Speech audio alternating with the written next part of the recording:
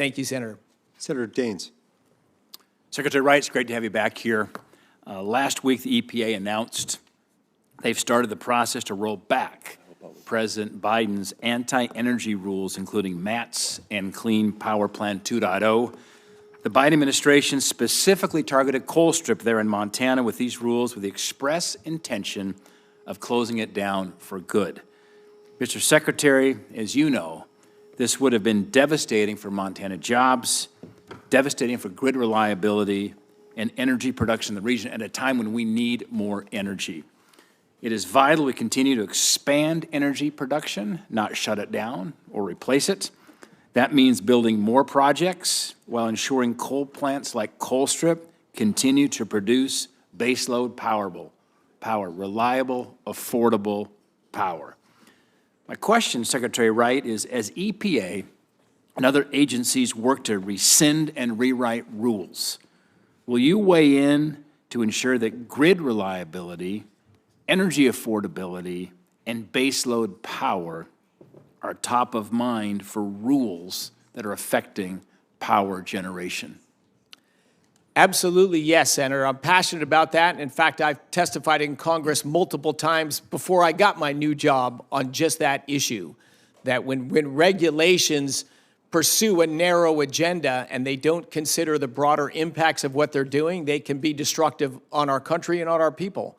And yeah, I'm very passionate about those topics.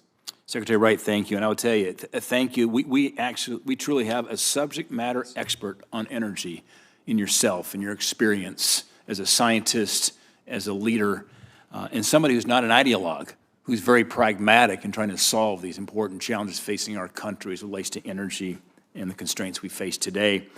Last week, Senator Hoeven and I, along with our colleagues from Montana and North Dakota delegations, sent you a letter expressing our strong support for DOE's efforts to advance American energy dominance, particularly through the approval of the North Plains Connector Interregional Transmission Project. As you know, the department's GRIP program awarded a $700 million grant to the Montana Department of Commerce for this critical project. When completed, this North Plains Connector would extend a 420-mile high-voltage transmission line capable of carrying up to 525 kilovolts of electricity between eastern Montana and western North Dakota. Right now, Montana exports the majority of its electricity, including from Colstrip. We go west to states like Oregon and Washington.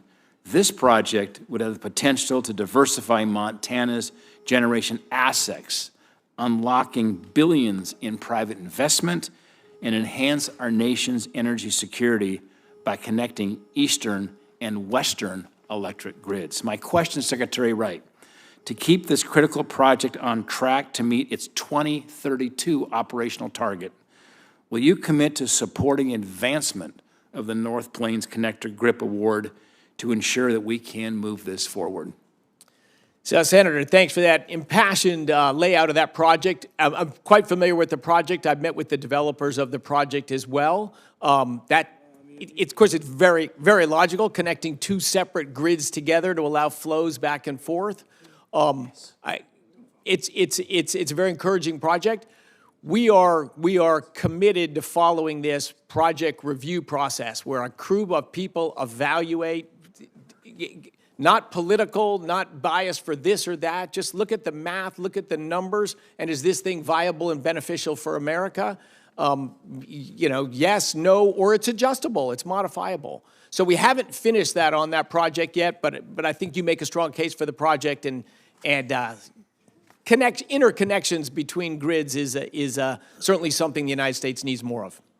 Thank you, Mr. Secretary. My last questions and points here regarding the small refinery exemption. Last week, the EPA released their renewable fuel obligations, which will put significant pressure on Montana's small refineries. Unfortunately, the Biden administration never issued small refinery exemptions, and the refineries in Montana suffered. DOE plays an important role in consulting with EPA over small refinery exemptions, and it's important that your voice is heard as EPA makes their decisions. Secretary Wright, I'd ask if your willingness to work with Administrator Zeldin to ensure that our Montana refineries with a small refinery exemption have the resources they need to continue operating. Yes, indeed, Senator. I said earlier, I think the government involvement in energy has a bad historical track record. You raise another example where, maybe sounded like a reasonable idea became a blunt tool that says thou must do this.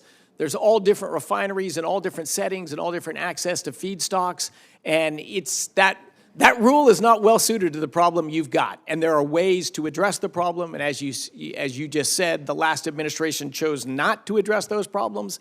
But I think this administration is very practical and wants to look at what trade-off package makes the most sense. So I hear you, and yes, I am engaged and will continue to be engaged with EPA on this dialogue. Secretary Wright, thank you. Thank you for raising it.